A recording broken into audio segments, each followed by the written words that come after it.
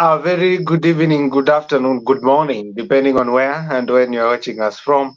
My name is Mutathi Washirawanyaga, Mujiro wa Baria Karigi Vinagoka Kumangogo Shedilia Shumaga Huho, Muridayo, Dayo, Dayo.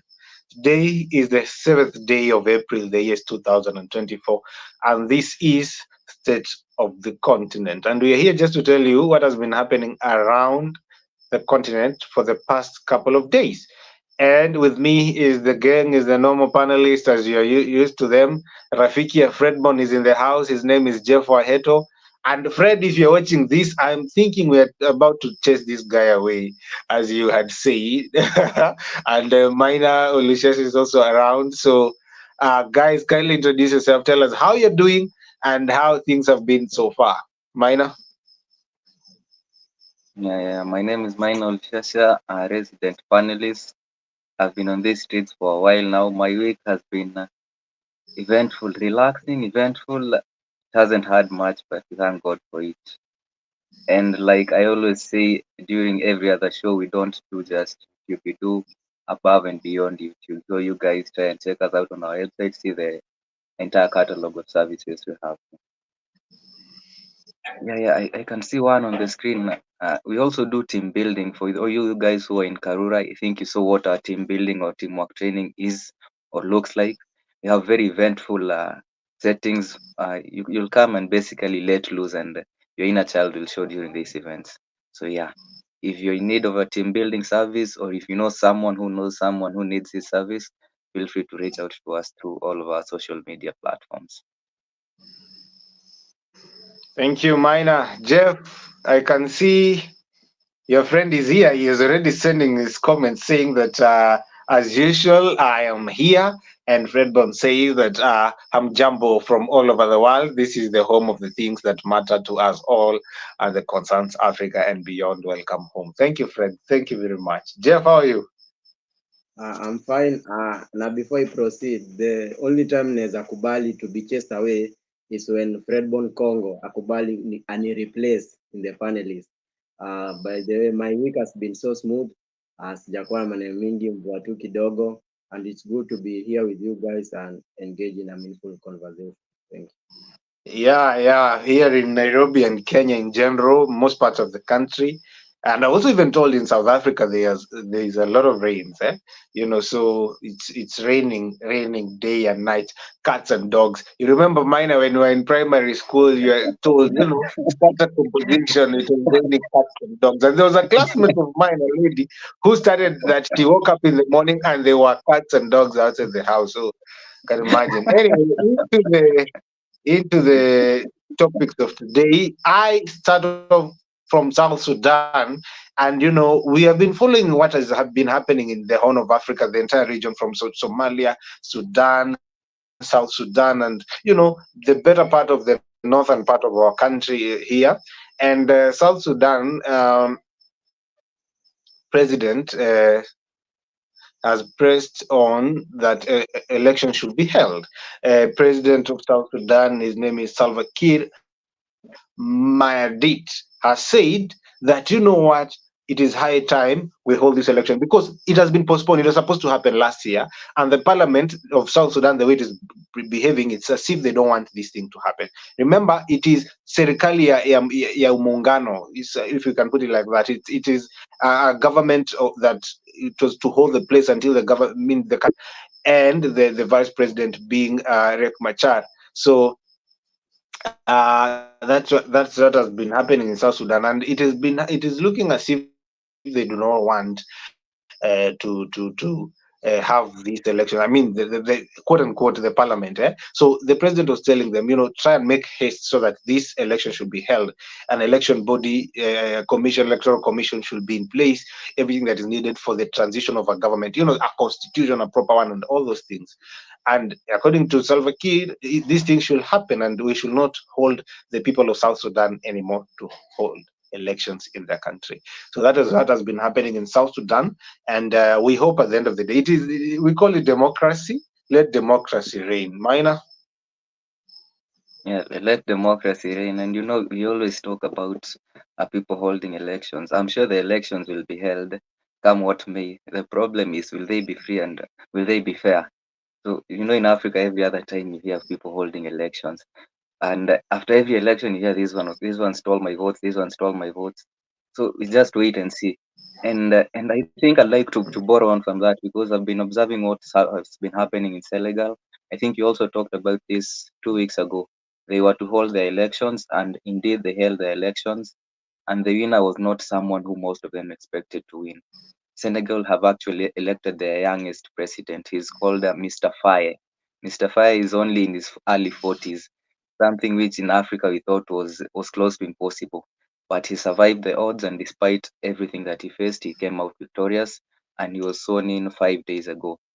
And I was reading into his story, and I was surprised that only 2 weeks to the elections, he was still being held in prison for charges of defamation of the previous government. So you can see that there was a lot of tension and backlash from the previous government preventing him from running for this position. But above and beyond, he came out victorious.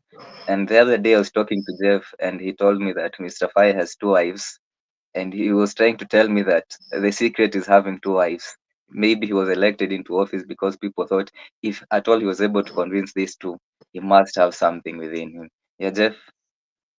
I remember you having that conversation with Collins, and I told him the secret is wives. And it's very good, positive that to see that Senegali people are now seeing that they can elect young people to become president. I think those mindsets should be born. It does make sense. I was waiting for Jeff to say that.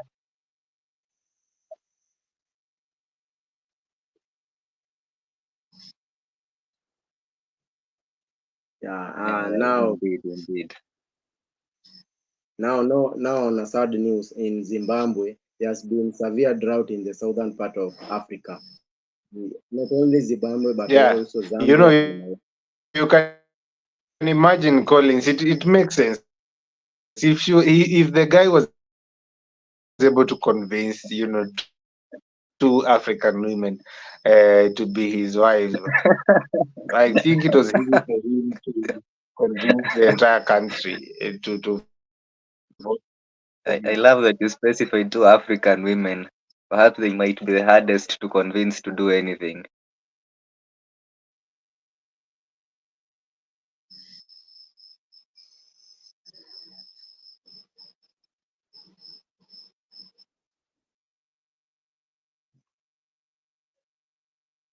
Yeah, Jeff, I don't know if you can hear me. Can you hear me? I can hear you, Collins. I think, sorry for that. As I was saying, the secret maybe is too wide. Now, on a sad news, I want to inform you what is happening in Zimbabwe.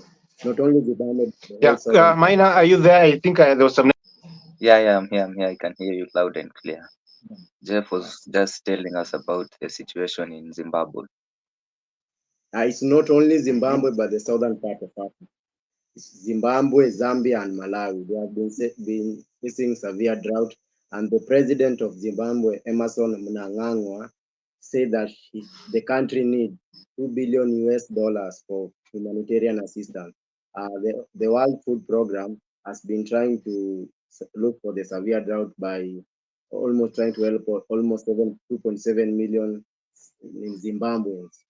And on a sad note, the most affected people are those who live in rural areas because they are farmers and they depend on the cash crops to sell and maybe cater for their expenses, e.g., school fees. So the president was saying even if they import food, the people in the rural areas will not be able to buy the food. So that's what happening in Zimbabwe. Okay. I don't know if you guys can be able to hear me quite well right now. Yeah, we can hear you. I Good. can hear you clearly from my end. I can see Fredborn Congo says that as usual, I am here. I have warned you severally, but you tell me, I am bad. I want to go to heaven. I hate this man, Bwana. I can replace you in the panel within a blink of an eye. You joke and see. I think this is Fred. So, yeah, Fred, kindly do so. We see what Jeff will do. He has been threatening us here every day. Anyway, moving on to some other news that I was following up also from Rwanda. So the French president, President Macron, has acknowledged France's role in Rwanda's genocide. Remember, it is now how many years? 30 years after the Rwandan genocide, which happened in 1994, the Hutu and Tutsi. You remember that thing that was happening in Rwanda. So it's almost 30 years, if not so. And President Macron was speaking the other day, and you're saying French or France, they could have been able to alleviate this thing. And actually, he said France and its allies, they could have been able to prevent the Rwandan genocide, but they failed to do so. And it was something that people were taking it into account in Rwanda. There are various, thoughts around it. Some are saying, so why did you not do it? And other people are saying it's actually none of your business. It was never your business. So it was several emotions, or were there, in the conversations that are happening in Rwanda. But some of them were saying, I think it is right that when you see other people, other human beings in problems, and you can be able to help them, you should. Now the question is, what people are asking in Africa is, why is he saying this? Is this an ulterior motive, sort of statement? But we don't want to read much into it, but just to say it, I think it was good for France to say that they acknowledge their mistake. And it's also good, just as it's good in normal life, when you wrong someone, or you are in a position to help a friend and you are not able to do so, I think it is good or honorable to say that, I would have been able to do it, but I did not, rather than kuinyamazia na kuiondokea. So that was happening in Rwanda. Mina, I don't know if you have some sentiments behind this.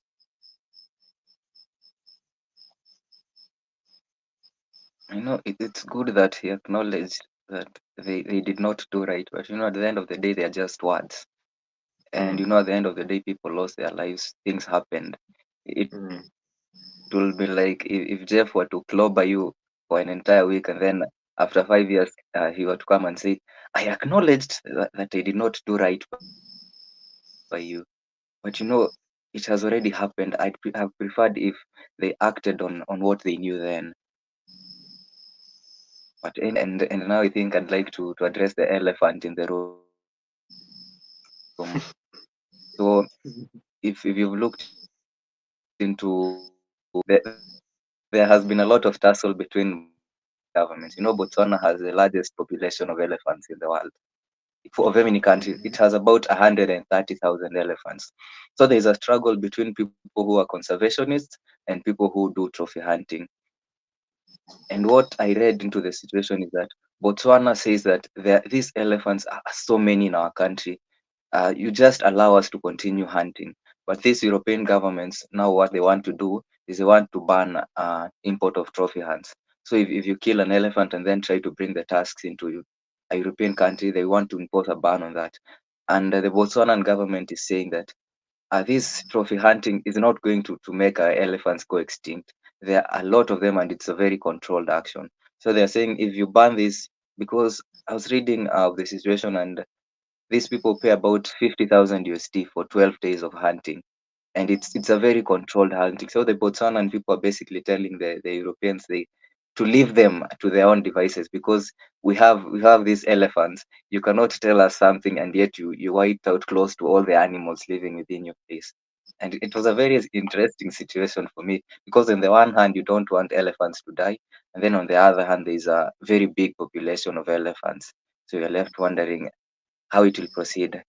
But I think a lot of African governments, they can speak out for themselves, and I love that spirit of knowing that you're in charge of your own destiny and you can do as you please with your resources. Yeah, true.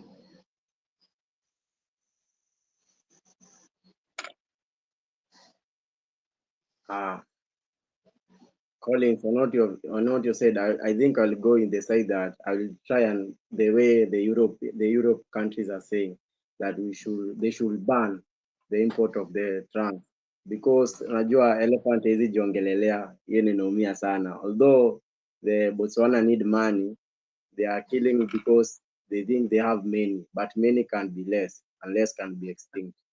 Now moving forward to Somalia. No, Jeff, Uh, I don't think you've understood me. uh, It's Jeff. It's not yeah, that they're going to wipe out all the elephants in Botswana. It's just that they know the population of elephants in Botswana, and you don't go to hunt and hunt all the elephants within your country. Even in the natural setting, along the way, some of them have to die in the natural setting. So these numbers are very limited. There are a few hundred from the 130,000. So there is no way this is going to make the elephants in Botswana go extinct. It's not like everyone in Botswana has a gun and is on their way shooting elephants. Now we're on the road, elephants are falling everywhere. No, it's a very controlled form You of know, hunting. mine. I think Jeff is not addressing the elephant in the room. He's addressing a certain animal, but it's still okay. We can move on to Somalia. but still all is, as I can say that there are many and they know the population. Disasters happen. It can be have a massive disease which can wipe almost all of them, which they think they Really? have their yeah, yeah Okay. Let us disasters. agree. Let us agree to disagree. Let us address the whatever what is happening in Somalia. Now in Somalia, we we have seen that there is a massive drought in the southern part, like I've discussed before in the situation in Zimbabwe. Now in Somalia, they have found a solution to drought. Young people, and it is by young people. Young people have started greenhouse farming. And by greenhouse farming, they have created over 250 greenhouses. And by that, they have created employment because 70% of Somalia's population is by young people. So they have created employment of young people. They have tried and curb the drought, and people are now feeling safe that their own are making food. That is a positive on drought, and we hope that Zimbabwe will try and do that method. Okay. So you are talking about Zimbabwe or Somalia? The first topic was Zimbabwe, and now the second was Somalia. Both are facing drought, but Somalia has come with a way of creating greenhouses. Okay, I see. I want also to go back to Senegal, but something that been mentioned, but let me just mention it briefly. It is quite, I don't know the coincidence that when the youngest president of Senegal is being elected in Senegal's history, is it's when they are getting to 64 years of independence. It was like people are just saying this is the right time. The spirit, whatever is in the air for Senegal, Senegal has been in the airwaves for some time, and there is a lot of hope. There's a lot of hope in Senegal. So you can imagine the spirit that was there, the joy, the ceremony that we are seeing, that they elect a young president, despite all odds, he wins and becomes. You remember how many candidates were vying? We talked about it in the previous episode of State of the Continent. And now he wins. And then after a few days, Senegal celebrates 64 years of independence. Can you imagine? And now the issue is this: the way they did this 64-year this celebration was different. The president did it very different. He did not do it flamboyantly, like the way here in Kenya we see our president doing all those things, going to Nyayo Stadium or Kasarani Stadium, doing all manner of things. We did not see that here in Senegal this time. He actually just issued a State of the Nation address, and there was no much happening in the palace there, in the presidential palace.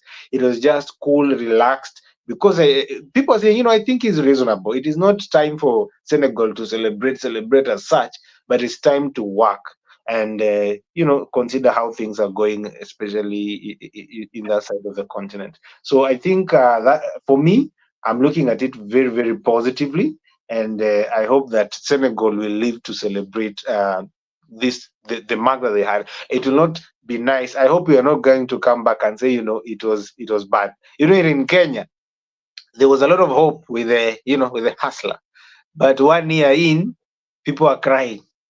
They thought bottom up. I don't know what happened. Anyway, let us move on. Minor. Yeah. If I hear you and I don't want to get political, so I'll just say we hope for all the best for Senegal in their now 65th year. And coming closer to home in DRC, they have named the first female prime minister. Her name is Madam Miss Judith Suminwa. She had been the former prime minister, and the now president, Mr. Tshisekedi, appointed her as a new prime minister. You remember the former prime minister retired or left office a few months ago. And I'm trying to look at the way our African democracies are developing. We have come to a point in time where we have seen women as being fit to lead. There was a time we were having a discussion on leadership and what it means to be a leader in your community. And from certain communities, being a woman and being in a position of leadership was something that did not happen on the regular. That their democracy has grown to that point that they now have a female prime minister. It's kudos to them, and we hope that she'll represent the female people of the DRC well. But then again, you realize that this was not an election; it was she was appointed. So we are going there. We are heading in the right steps, but we are not yet there. But at least in a few years to come, maybe we'll hear Miss Wachira is now the president of Kenya. Miss Waheto is now the prime minister of a certain country. And it's just a sign that our democracies are indeed growing. Yeah, I hope Mrs. Washira, wherever she is, this sounds fine. Wherever she is, she's hearing these news, she might be the president of the Republic of Kenya. Ah, good news.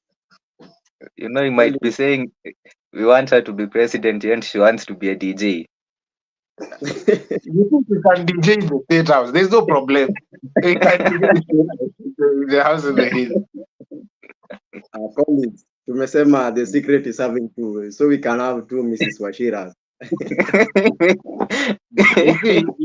You see, if God says so, who am I? Mimi ni nani? Who am I to say no?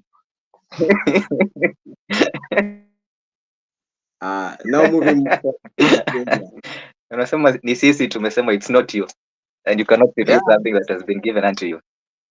Yes. Okay. Now moving forward to Nigeria. Nigeria, there have been Boko Haram since 2009 who have been trying to overthrow the government and make the country an Islamic state.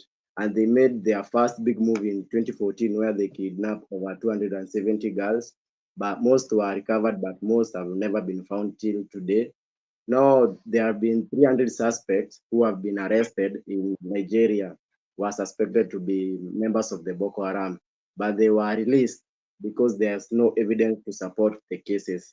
So the court decided to release them and reintegrate them back to the society until evidence has been researched and they have been found guilty.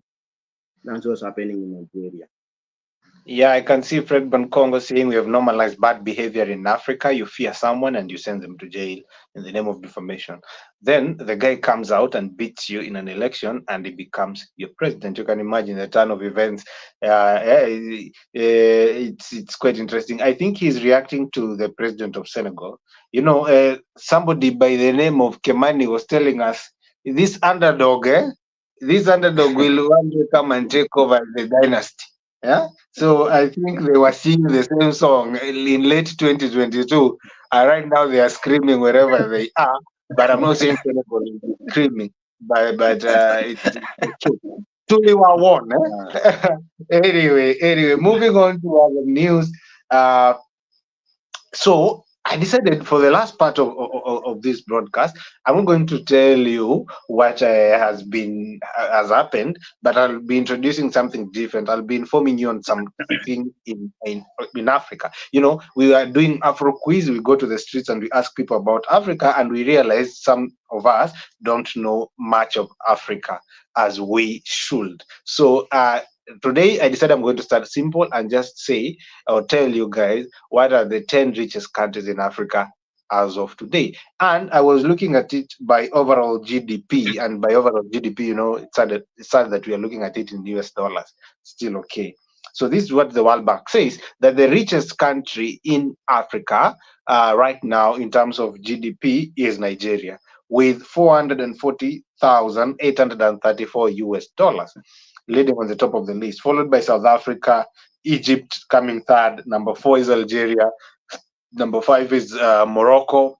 Number 6 is Ethiopia. Number 7, that is where our country comes in, Kenya, with $110,347 US dollars, followed closely by Ghana, and number 9 is Ivory Coast, and last but not least on the top 10 richest country in Africa is warafiki wetu kutoka ule pande ingine ya Ngaramtoni, Arusha, Dodoma, Dar es Salaam, the country of Tanzania. So Tanzania comes in number 10. I know you are shocked.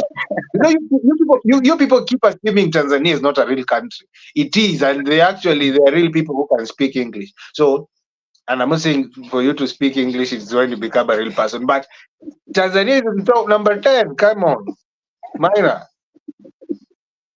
And actually, let me tell you, they are at 67,841 US dollars.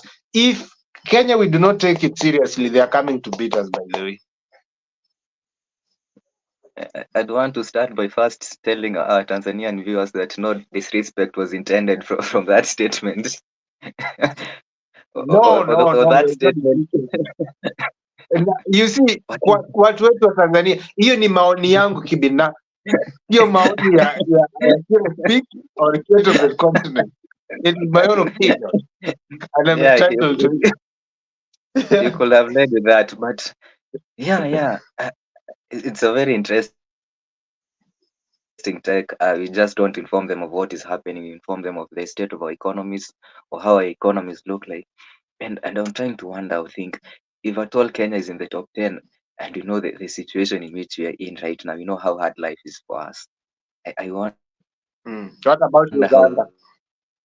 This hard tells us that we need to do a lot. But again, we are proud of our country. In the top 10, we are always leading. And I'm surprised that Nigeria is the first, because if you listen to a lot of Nigerians speak, they love their country, yes, but a lot of them want to get out of their country. And I'm surprised that their country has the highest GDP, and yet they want to leave Nigeria. But again, kudos to them. And we hope that at one point in time with this current government of ours, like you said, bottom-up government, to lift us from where we are and put us at the top of that list. And my final story of the day is before you go on, allow me to say that there are various ways for us to look at how the countries are in terms of their poverty or their wealth. There are various ways. GDP is one of them. So there are so many ways that you can look at a country's GDP. Their wealth. So GDP is one of them. If you look at other with other considerations, Nigeria is not number 1 or Kenya is not. There are so many things that you can look at. For me, I was looking specifically using the GDP. I can see Mino Lishasha has left us kiasi, but before we go on, I can see more comments coming in. Macharia Mwangi saying tupo site. Thank you Kajim. Anasema Lower Muthaiga in it. You know what, Mathare North? Just say it is Mathare North. It is not Lower Muthaiga, but it's okay. And I can see Macharia Mwangi say Fredbon is selling fear to our panelists. It is okay. It is okay. Jeff, what's happening that side? Now on a sad note, our country, which is number 7, the richest, 12,000 people were arrested and 9,000 joints closed after the deputy president Rigathi Gachagua, and together with the CS Kithure Kindiki decided to go on the way that they want to ensure that there is not illegal brews in Kenya. So not only it is alcohol, but also shisha. They have tried and closed and caught people in clubs who are trying to sell shisha. And it is sad because over 20 people had died in Kirinyaga due to illicit alcohol. And this is very positive because our young people are losing their lives every day. And we hope that the country will emerge better. Yeah, I can see Mine Olishesha is back. I can see also a comment from Kimani Mwangi saying, I will wish to see the GDP comparison by country to population. I think next time I'll do that assignment Yeah, and just give you the difference of these things. It's really interesting. Mina, are you yeah, okay yeah. now?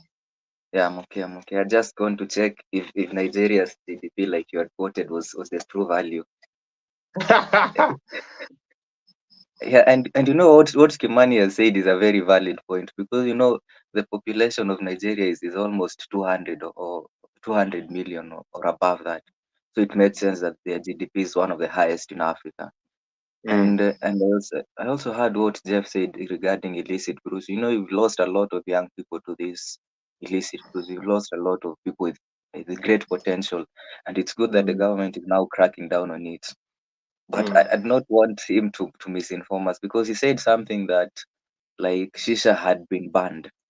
And mm, correct me if I'm wrong, but the other day on the news, I was watching the news and I saw that a certain group of people had been arrested in Mombasa for smoking shisha.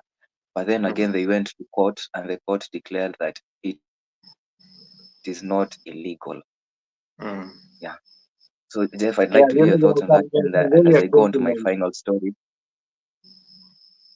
Yeah, there are various sentiments on yeah, whether yeah, shisha is legal or illegal, but what we don't know for a fact because these courts keep changing things.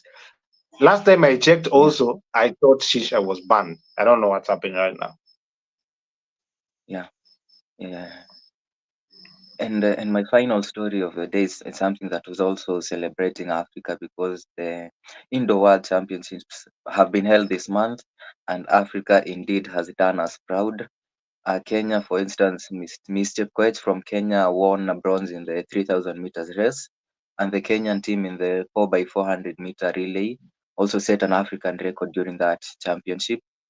And another African worth mention is Mr. Yasser from Tunisia, who won in the in the pole vault. Yeah. So you can see that our Africans are indeed doing us proud, and we continue hoping that they'll fly the flag of Africa very high, even in further competitions going into the future. So yeah, that was all from me. Yeah, it has been an interesting show today. Uh a lot is happening in in the continent. I think the continent is busy right now. Vitu inachemuka. I actually was shocked to hear that our president uh, was somewhere else in the continent. So he's looking for. People are saying anatafutia baba kiti fulani.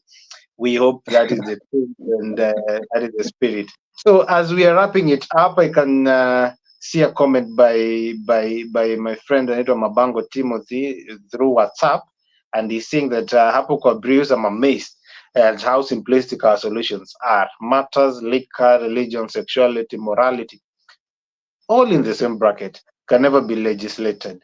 Best solution is in treating citizens' head, which now that is not possible. We just gotta raise awareness and solve the problem from the roots, e.g., through employment, empowerment, etc. So that is what Tim is saying. Thank you, Tim, for that comment. I remember there some time back, our president was saying, Mina, if you remember, that hii kitu mupunguze ama muache.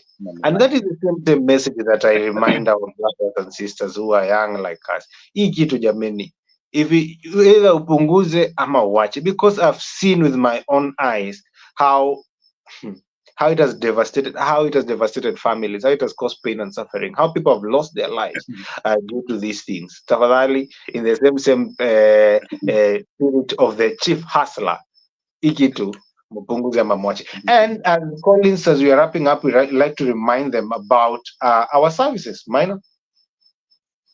Yeah. And I think I'd also like to echo your sentiment. You know, there was one day we were walking with you, and it was very early in the morning, and at that Mm, time, someone was already drunk and lying on the road. So we were asking ourselves, how does it get to such a point that somebody drinks themselves stupid such that at 8 a.m. they are lying on the road? And mm, it's indeed a sad situation, and something that we need to look into. And there's a good friend of ours called Kimani. if they were to close the soda distillers in our country, will be making a lot of noise because it drinks a lot of that. So why don't you be like Kimani and forgo all that and just decide, you know what, I'll be drinking Fanta Orange from here henceforth. And yeah, like you said, we do a lot of services. We have an entire catalog of services, and the one which we'd like to make you aware of this week is our team building and teamwork training service. So if in case you have a team that you feel is not working together, you feel is not cohesive, you feel that like there is no relational harmony among your team members, and you know sometimes when you stay in the office for long, sometimes you get tired. So why not let us from Washira Speaks rekindle that spark, make you feel that you're part of a team and basically have fun and let loose, because it's very interesting.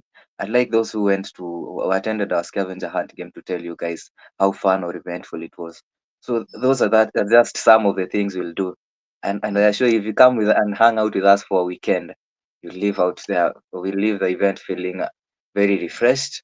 And in case you have a team and you'd like us to offer these services, feel free to reach out to us through our website or any of our social media platforms, which you can see on your screen right now.